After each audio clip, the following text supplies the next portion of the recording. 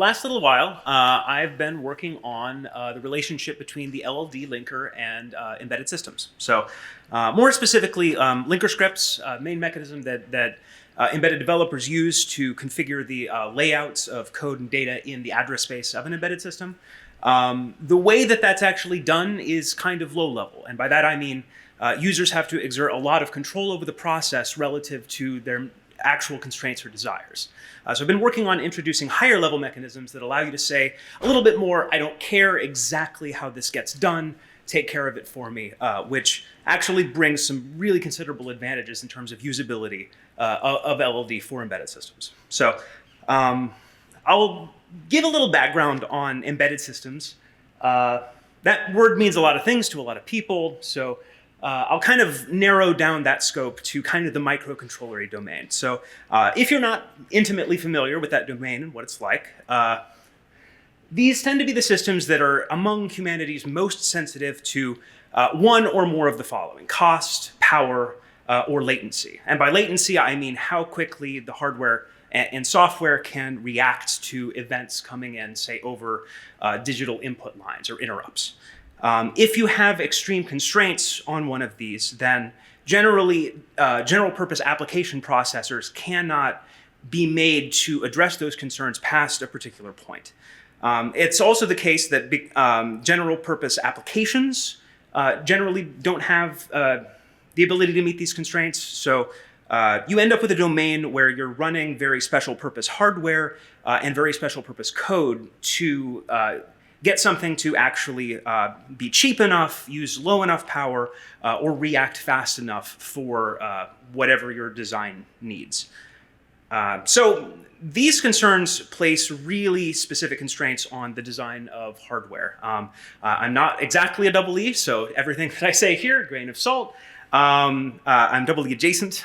So I do have a die shot, though, of a Raspberry Pi 2040, that blessed little microcontroller. And this has little boxes drawn around all of the components on it. And this really is, like, these transistors are for this thing. So the two big blobby things on the outside, those are RAM. And they're huge. If you see to the left of the rightmost SRAM, Proc0 and Proc1, those are the two ARM Cortex M0 cores. And you could fit them inside one of these RAM blobs, like not once, twice, like maybe 3 times. So, you know, assuming all of the hardware, the Connect scaled, which it doesn't, of course, but assuming it did, you could have like an 8-core microcontroller if you were willing to take half as much RAM. But they don't. That's not typical. The reason that it's this way is that static RAM, SRAM, is really the only technology we have for making RAM that uses low enough power and has low enough latency to work in these domains. But unfortunately, it fails on that third criteria, cost. It takes about 4 transistors per bit on the low end, and that's a really, really expensive way to use transistors when you have like 256,000 bytes times 8, however many bits that is. It takes a lot of transistors relative to almost everything you do. But you still end up needing some. So it's expensive, and people kind of do whatever they can to avoid needing large amounts of it. So there's some direct implications to that. One of the reasons that these systems tend not to have MMUs is because efficient use of an MMU means that you have to constantly cache in and out the page table. Page table scales with main RAM, so typically isn't necessarily room to have it all, you know, present if you end up with large amounts of RAM. So for the most part on these systems, you end up with everything being physical addresses. You don't have this layer that is doing translation because the content addressable memory that you need to do that well, it doesn't fit. It's also the case that it's common to use cheap off-die memory to replace this expensive SRAM that tends to live on the die. One of the reasons to do that you can make memory that lives outside of one of these microcontrollers on some external bus cheaper, is that you can give it docks that allow it to be made in a more efficient way. You can just use like a dynamic RAM if you can, in some cases, say, afford the power usage that takes. Those are much, much cheaper. You could use read-only memory. Those, again, tend to be cheaper. You could use a really slow one on a much cheaper process. Maybe you don't power it all the time. Maybe it's not available when you boot up and you have to set it up. Maybe there's limited buses that you talk through. There's a lot of constraints in how this memory actually works. And because these systems don't tend to have MMUs and operating systems that can do memory remapping on the fly, the cost of dealing with this more or less falls to the linker. The linker relocates code. It says, this is the address that this thing will live at, replaces all of the symbolic addresses with real, actual references to these addresses in instructions. And so that's the end of where anything could deal with this. All of this logic has to happen in the linker somehow.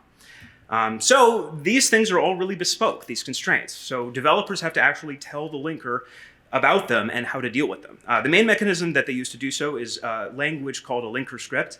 Tons of embedded linkers exist. They all have different mechanisms for this. This is GNU LD's. LLD in LLVM copied this for the most part. And here's a simple example. So say we have a fast RAM, a slow RAM. You can say those are two memory regions. Here are where they start in memory. Here's how long they are. And then you can say, I want you to place everything in every file that is .data. I want you to put it in the fast RAM, and then everything else that is .data, I'll put it in the slow RAM. Now, I just lied. This isn't actually what this linker script says, and I'll get back to that in a second. So I'm going to go forward imagining that this is what this linker script says. So if it actually said that, here's how this might work. You have some data sections come in, say an 800, a 400 byte one. You assign the first one to the first place, that's fine. Fast RAM has room for it. You might try to assign the second one too, and you'd be like, no, we don't have enough RAM there. It doesn't fit. So you'd kind of spill it to the next place that it could go, and you'd take the hit because it's you need everything to fit. This isn't also specific to data. Code needs to work the same way. If you actually tried to do this in GNU LD or LLD as is, what would happen instead is that the linker would throw an error and fail. And the reason is this linker script is not really exactly a constraint system. It is a very well specified, for the most part. People who actually work in the linker would not agree with that it's very well specified.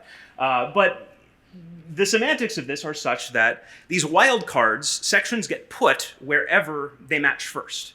And reading these from top to bottom, you really can, in your head, kind of determine ahead of time where everything is going to go. The implementation has no latitude to place things with any other semantics. So that means all of these, the programmer is saying, will go into fast RAM. And then when the linker can't actually fit it there, it has no recourse but to fail. It's not allowed to do anything different by the semantics that these scripts have been given. So the way that people typically have dealt with this is by playing sort of Tetris with the code base. You don't necessarily have to use a wildcard. You can say this file or this static archive, its sections are going to get put here. So you can go in a really fine grain of detail and put things in different places, optimizing yourself for performance, or even if you just need things to fit, you still have to do this if you have a couple of RAMs. And so we've seen people doing this continuously as their code and data changes sizes. They readjust this. Typically, these fits are really tight, so you have to go in with a pretty fine-tooth comb and pick out things to make sure that you call out enough things, but not too many things in one section, and then put everything else with a wildcard into the second section. And this is kind of awful. Maybe just from my point of view, but we've also heard that from people that we've worked with. That in my opinion, this is exactly the kind of reason that we made computers in the first place, is to not have to do this kind of paperwork. It's not a meaningful or interesting task. And it's one of those kinds of things that seems really solvable by a machine. To make things a little bit worse, this kind of manual assignment relies on file names making it through. And this is the property that makes linker scripts not work with LTO, as Peter mentioned in his talk. LTO deletes files for the most part. It takes all of the input files, slams them all together as one object, and then it tends to come out to the linker as something like .lto.o. And while there may be ways to address this, they're kind of invasive into the linker, and at least at present, nobody in either GNU land or LLVM land has really ironed out exactly how a solution for this or gotten that working. So at least today, this is kind of the thing that blocks LTO. But when we went looking, this actually happened when we were looking for solutions for LTO. I found a weird flag in GNU-LD that no one had ever heard of on our team. I asked around, I did a Google. Nobody appeared to know that this flag existed. Like the top result for it was in the GNU-LD manual, and like maybe a single stack overflow asking like if it worked. So it's called enable non-contiguous regions, which is a weird name for what it does. It makes things work like the first slide. It actually does enable a spilling mechanism, and it changed wildcards to mean not this goes in the first place that it matches, but that every match is a possible place that it could go. And the linker will spill from one to the next as things go over size. And that's great. So this is in GNU-LD. We ported it to LLD. Things spill to later places if they won't fit. And this actually by itself kind of unblocks LTO in quite a few cases. If you don't have to specify file names, if you can get away with just wildcards, then you can use this kind of automatic spilling and placement to LTO everything together and then have the linker fill out sections where they fit. You don't get as much control, and that's something I think we'd like to address, but it kind of works. The main downside to this is that it globally changes what linker scripts mean. And so if you were relying on this kind of first match fall through behavior, then it might not be possible to port a script to use this flag. And having flags that globally change language behavior and semantics are kind of wonky in the first place. So another thing that we did is come up with collectively a new syntax called section classes, which preserves the original way that wildcards work. So you can now bind a bunch of input sections using a wildcard to a name. In this case, I'm giving it the name data. And that becomes a class of sections that you can refer to later. And once you do that, those sections, like normal, are removed from the pool. In this case, the first match is the class. And then they're not allowed to match any other wildcards. But once you've matched them to a class, you can use them in the same context that you would use other wildcards to say, these are all of the places that this class can go. So you can say that, first the data can go into the fast RAM, and then the data can go into the slow RAM. And the main advantage of this is that it gives you all of the power of the previous slide, but you can incrementally add this to an existing linker script.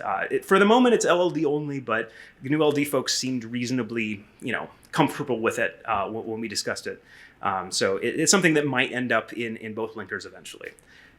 So that's the thing, that's the project, that's what we did. It wasn't very simple. It sounds simple. Everything in LLD has oodles and oodles of unintended complexity. And that's kind of one of the things I wanted to talk about. That complexity is stuff that users had to deal with, but now we're bringing it into the linker. And the reason I titled this higher level linker scripts is because I think that's a good move for embedded to start to build kind of more decision-y and more compiler-y elements into the linker. That's something that can reduce toil in embedded systems where these kinds of layouts are very time-consuming to produce. So I'll run through a little example of how the spilling logic works at a high level, and then some of the complexities with it, and then we'll dive even deeper afterwards. So say we have two memory regions, both 1,000, like from the last example. I'm going to rename them A and B. And we got three sections, one that can go into A and then B, one that can only go in A, and another one that could go in either A or B. We might start assigning these, and like before, we discovered that there's an overflow.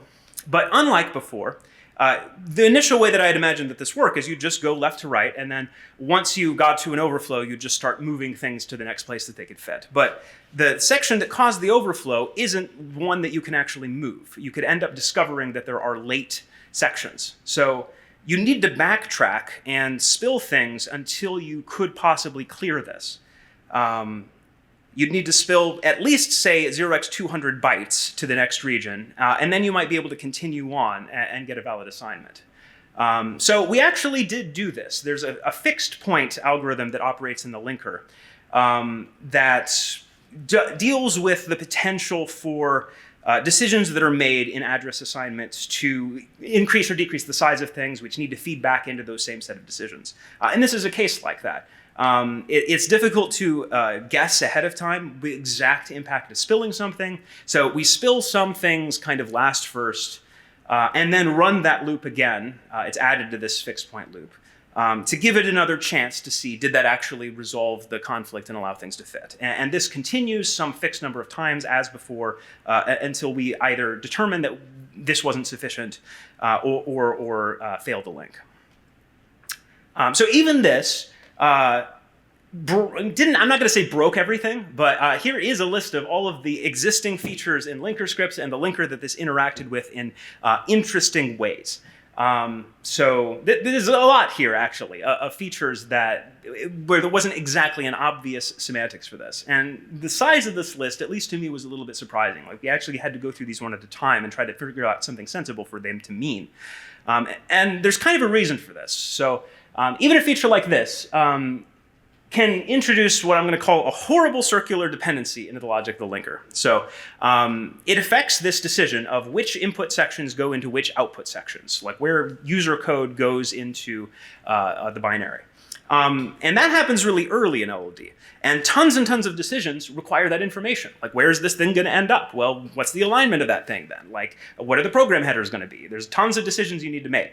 And then all of those decisions are needed to assign the final addresses. But the final addresses are the things that are going to cause spilling, which are going to change this mapping of input to output assignments. So if we wanted to have this perfect as-if semantics, where it's as if everything was in its final place from the very beginning, we'd have to run essentially the entire linker in a big loop to fix point. And that's basically a non-starter for performance, architectural reasons, so we didn't do it. What we did instead was sort of record all of the places that something could end up as potential spills. And we treat those as actual items, sections that the linker operates over. And it prepares those locations, those sections, to potentially receive the real section when we finally assign addresses. Then when we get to address assignment, based on this, we can make that decision with the knowledge that wherever this thing ends up, it would be safe for it to go there, and then erase all of the places where things didn't end up actually going. So I'll show another example of this before, with a little modification. I'm going to say now that everything can go everywhere, and the first two sections say they have strings in them, and the linker can merge them together. That's an example of one of these things that the linker can do with your sections in the middle. So we start out by putting things in this the first place they can go, and then making copies of them, potential spills, in the next place that they can go. And then we can kind of just do the linker logic. So we could merge those two sections together and make a new section. And say this 0x400, it doesn't do anything anymore. It's gone now because the section that might have spilled into it doesn't exist anymore. There's tons of things where sections are inserted, deleted. We kind of leave the spills alone and allow this whole process to fall out as it may.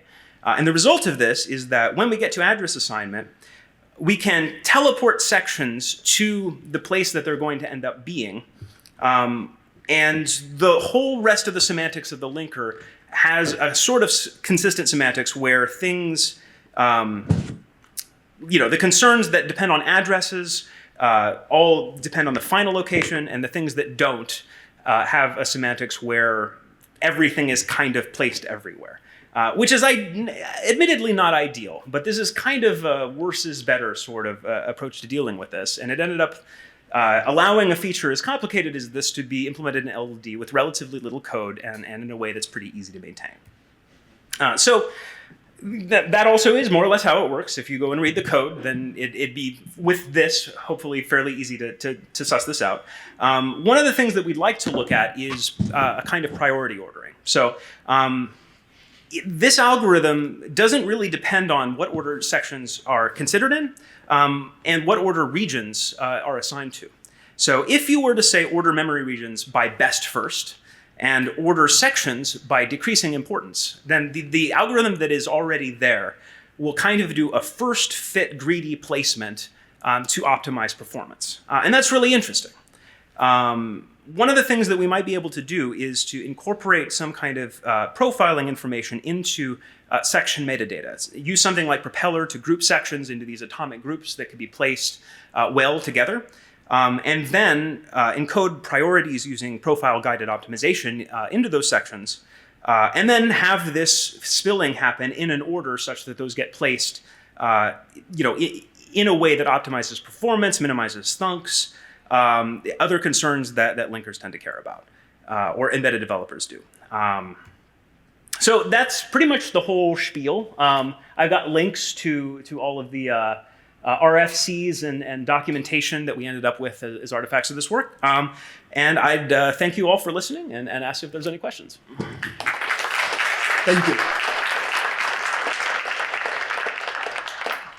Questions, please.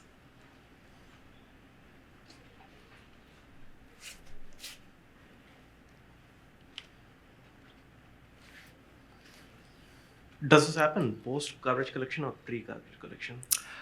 Well, kind of both, like I mentioned. So I'll go back to here. Wait, no. Wait. Yeah. Okay, so input, output, section membership, that determination happens before the garbage collector. The garbage collector runs afterwards and cleans up sections, but that just causes, like with merging, the potential spills of those sections to become inert or benign. They're kind of just left around. And then when you get to address assignment, they're cleaned up. So the section assignment are done before garbage collection. No, address assignment is typically like the very last stage of LLD. So the class that you have created, a new keyword that you have created, happens during address assignment is when it gets filled up. I'm not sure what you mean. So basically, like you have, if you go to the previous slide, right? Yeah. So class of data says star of data. And then if you do it before garbage collection, if you do input section assignment before garbage collection, you data fast RAM, basically like you'll have class data that matches that and whatever it fits, right? Like for example, if the length does not fit 0x1000 bytes for the fast RAM, it will automatically go to the next section, which is data slow RAM. But if the assignment of input section to output section mapping happens before garbage collection. No, right. So that was one of the points that I made, is that you can imagine a syntactic mapping. What we're changing the mapping to, instead of this is where it will go, these are all the places it could go. So all of garbage collection and the rest of processing happens on all of the places that things could go. But the actual decision making happens almost at the very end of the link. Okay. So the things that are garbage collected, the artifacts, are now things like potential placements of sections. We don't actually do CG or GC on these like potential spill sections that we've created. We do them on the originals. But if a section is garbage collected, then its potential spill sections that we insert, they get summarily just like scrubbed out. So everything disappears. Isn't this hard to maintain? Literally, like no, it was like 100 lines of code. No. The linker script itself for customers to maintain. I mean, we haven't particularly found that. Like, we actually were able to delete tons and tons of code for the linker scripts for the embedded projects that we tried this on. Okay. Like, compared to the current maintenance overhead of manually placing everything everywhere. Like, the examples that we found just were trying to pack stuff, and like, we haven't really had any requests to make changes to it or problems with it so far. Can you speak to the complexity of like your algorithm, and like, does it matter in this context? Time complexity. I don't know. It's probably linear. It's like many things in the linker, like it's a thing that runs to fixed point, and like if you never ever see it we've never seen it use more than 2 iterations in a practical case. Like there may be a way to torture it, but then we'll go in and do something more clever. Like that seems to be the marching orders in something like LLD. Like don't torture your linker. Like you can DOS a linker if you want, probably. My question is, how does this interact with things that may change the size of sections without changing the number of sections, like linker relaxation on RISC-V? Yes, thankfully, this was a major concern in how we did this. So all of those things happen in the exact same fixed point loop that the spilling happens in. So that's a really good point that I forgot to talk about in this. Sizes of these things may be changing due to differences in placement. That changes the relocations, how far they are. That may require the generation of additional thunks. LLD tends not to clean up thunks, but it could. Relaxations I think they actually do happen afresh each time. Don't quote me on that though. So it's a big soup of fixed point relaxation, and we maintain forward progress by making sure that sections can only ever go forward in the list. They can never go backwards or regress. So it kind of just falls out, actually. It doesn't necessarily fall out in a fixed number of iterations, but it is the case that the linker will just bail if it takes more than like 10 tries. So all of this is kind of best effort, and that's sort of intentional. Like, you are, by using this, making a statement, I think it'll probably be fine. And there actually is kind of a lot of power to that. Like, even register allocation in a modern optimizing compiler is best effort. It's really easy to write some inline assembly that will break LLVM's greedy register allocator. But it's so fine for so many people that people actually do think that it's perfect, even though it's not. Well, thanks, Daniel, for great talk.